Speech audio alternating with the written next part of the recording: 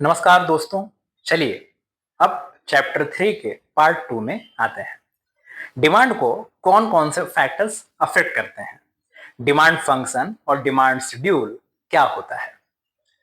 अब तक हमने समझा कि डिमांड सिर्फ किसी चीज को पसंद कर लेने का नाम नहीं है। डिमांड तभी क्रिएट होती है जब कंज्यूमर के पास डिजायर भी हो, उसके पास पैसे भी हों और वो उन पैसे को उस कमोडिटी पर खर्च करना भी चाहता हो।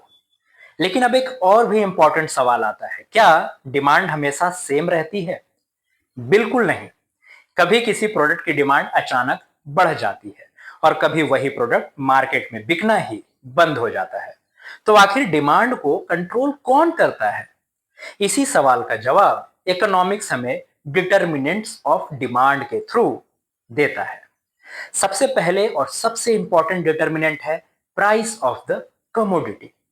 आमतौर पर अगर किसी कमोडिटी की प्राइस बढ़ती है तो उसकी डिमांड कम हो जाती है और अगर प्राइस कम हो जाती है तो डिमांड बढ़ जाती है।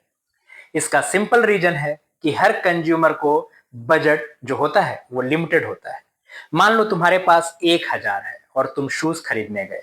अगर शूज की प्राइस 800 है तो तुम इजीली खरीद लोगे, लेकिन अगर वही शूज 1800 की हो जाए तो शायद तुम अपने डिसीजंस को पोस्टपोन कर दो या कोई दूसरा ऑप्शन देखना शुरू कर दो। इसीलिए प्राइस और डिमांड के बीच जनरली इनवर्स रिलेशनशिप होता है। इसी रिलेशनशिप को हम अगले टॉपिक में लॉ ऑफ डिमांड के नाम से डिटेल में समझेंगे। दूसरा इंपॉर्टेंट फैक्टर है इनकम ऑफ द कंज्यूमर।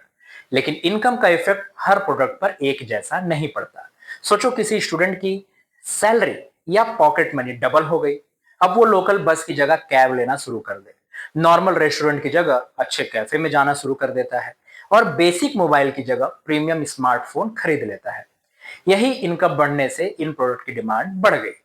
लेकिन हर प्रोडक्ट के साथ ऐसा नहीं होता। कुछ प्रोडक्ट ऐसे भी होते हैं जिनकी डिमांड इनकम बढ़ने पर कम हो जाती है। जैसे पहले कोई आदमी साइकिल से ऑफिस जाता था, लेकिन इनकम बढ़ने के बाद बाइक या कार ले लेता है, इसलिए साइकिल की डिमांड उसके लिए कम हो गई। इसी बेसिस पर गुड्स को बाद में नॉर्मल गुड्स और इंफीरियर गुड्स में डिवाइड किया जाता है। और अब तीसरा फैक्टर है टेस्ट, प्रेफरेंस और फैशन।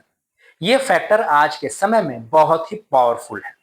सोचो किसी फेमस क्रिकेटर ने एक पर्टिकुलर स्पोर्ट शू पहनना शुरू कर दिया और उसकी फोटो सोशल मीडिया पर वायरल हो गई।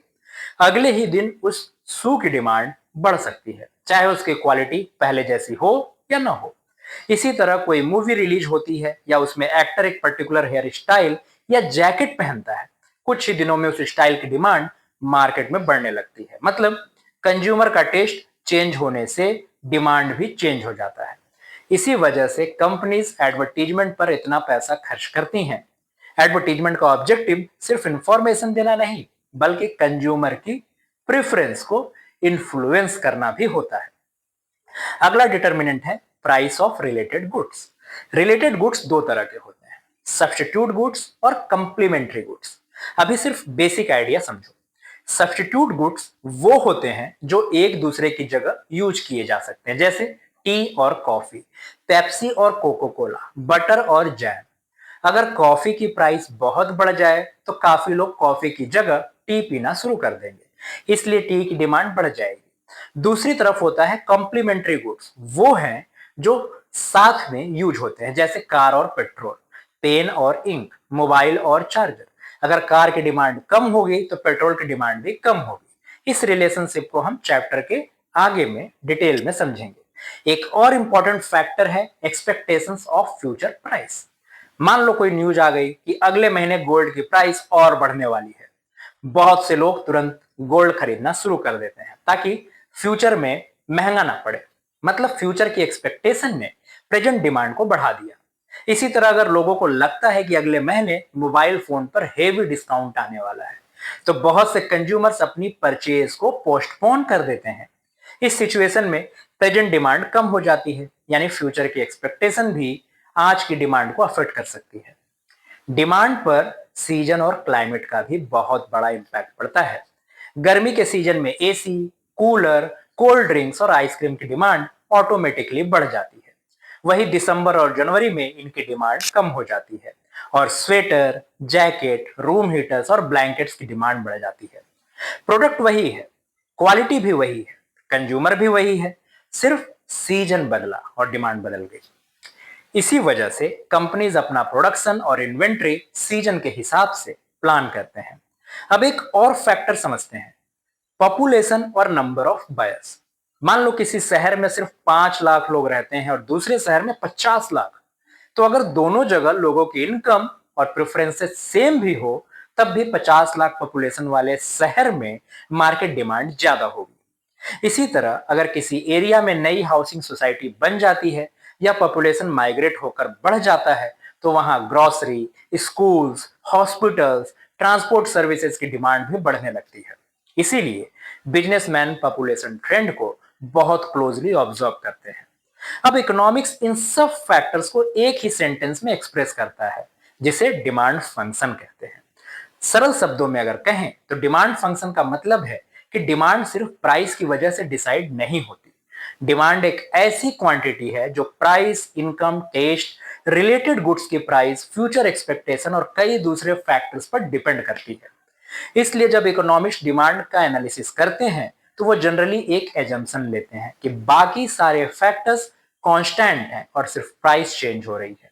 और इसी एजम्पशन को इकोनॉमिक्स की भाषा में सेट्रिस पैरिबस कहा जाता है। इस लैटिन फ्रेज का मतलब है other things remaining the same. अगर ये एजम्पशंस ना ली जाए तो हमें कभी पता नहीं चलेगा कि डिमांड में चेंज सिर्फ प्राइस की वजह से हुआ या किसी और फैक्टर की वजह से। अब बात करते हैं डिमांड शेड्यूल की।